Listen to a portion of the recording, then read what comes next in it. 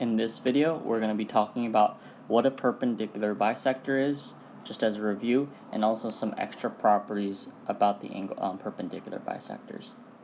A perpendicular bisector is a line or line segment that passes through the midpoint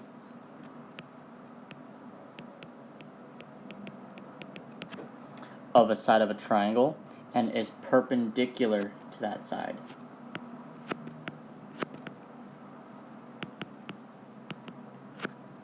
So you can see in our diagram, if AB was the side of a triangle,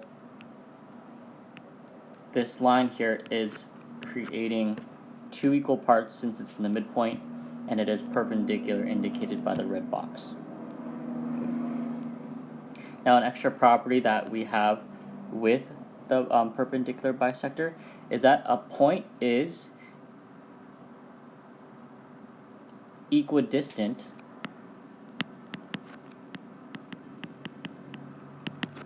from two figures if it is the same distance from each figure. So this is just a little bit of terminology that we're going to use in our theorem, but equidistance, you can think of it as a shortcut of saying equal distance from 2 points.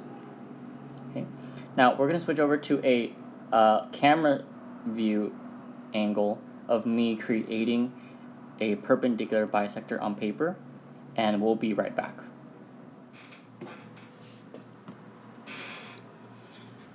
Alright, so in this part of the notes, we're being asked to create a perpendicular bisector on paper with a couple tools. So we're using a ruler, a pen, preferably something that you can write pretty dark with, because it'll help later, and just a blank piece of paper. So go ahead and pause the video so you can get these things and we can work on it together. Okay, so hopefully you paused the video and you were able to grab all these items. We're getting a ruler, a pen, and a piece of paper. So we're going to go through these directions to make sure we do this correctly. So on a clean sheet of paper, draw a line segment, label it PQ.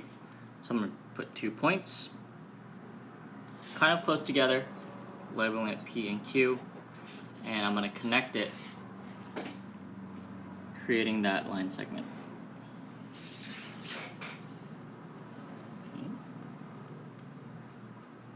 Now, it says that we want to fold your paper over so that P and Q coincide, which means that they land on top of each other. So this is the part where you want to kind of color in or make these points a little darker, making it easier, hopefully. So what we're going to do is we're going to fold this paper over, and we're going to try to match up Q and P on top of each other. Okay? So you can see that I can see where P is, and if I hold it down, hopefully I can see that there is a point here from Q from through the paper. Okay, so I'm going to try to line that up to the best of my ability. So I'm going to try to find it right there, and I'm going to move it so that it lines up with my point.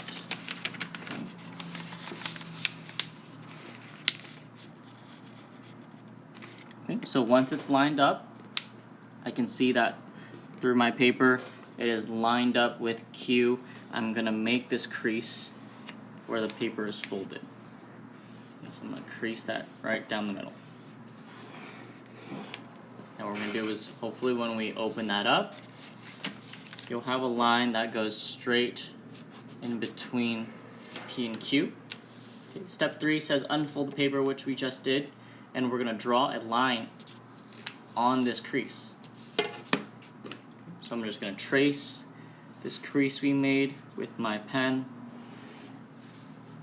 and let's see what we have. So this line looks like it's perpendicular to PQ, and also it's a bisector. So let's just confirm that by measuring it out with my ruler. So hopefully you can see this. If not, I'm using a centimeter ruler.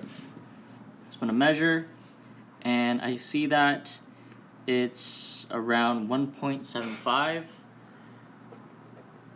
centimeters, and the other side should be also 1.75 centimeters.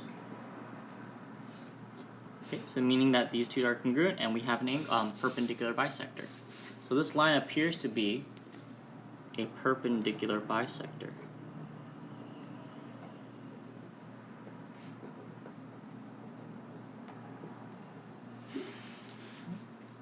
Now let's look at some other properties with this perpendicular bisector. Let's place 3 points somewhere along this perpendicular bisector. So I'll put it right up here at the very top, maybe somewhere in the middle, maybe even down here below. Okay, I'm going to label it A, B, and C. And what we're going to do now is we're going to measure these lengths that they want us to find. So PA and PQ, PB, QB, PC, QC, and let's see their relationship with all of these lines. So I'm just going to measure from P to A. So placing the end of my ruler to P, lining it up with A. I can see from my end, not sure if you can see, but it says it's 4.5. So this is 4.5 centimeters. Okay. Measuring QA, let's see what we get here. Okay. From A to Q, that looks like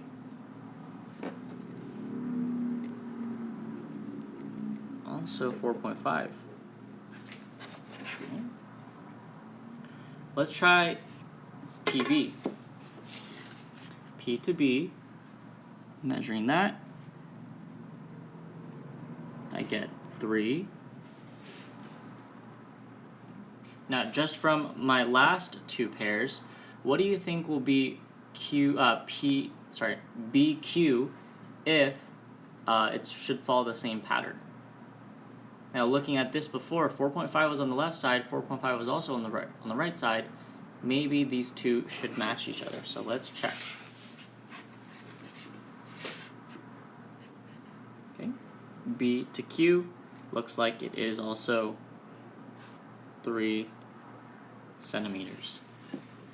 Okay, looks like we have a pattern going. Let's try to find PC and QC to lock this in. I see that it is here. From P to C, that is also 4.5. And then here from Q to C, I have 4.5 as well. So maybe you have different values, which is okay, but you should have each of these paired up. Okay. So what did we learn here? We learned that any point that we place on the perpendicular bisector will be the same distance, or we call equidistance, from the endpoints of my perpendicular bisector. Okay.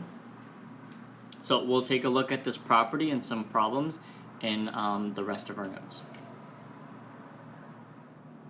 Alright, so we're back to these notes, and you saw how we constructed a perpendicular bisector on paper, and then we also confirmed that any point on the perpendicular bisector is equidistant from the endpoints. So that's actually our theorem here, perpendicular bisector theorem.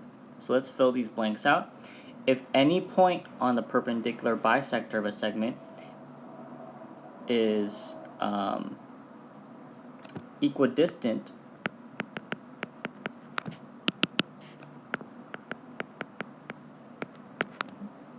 from the endpoints of the segment. So if I were to measure here AC and BC, these two segments would be congruent.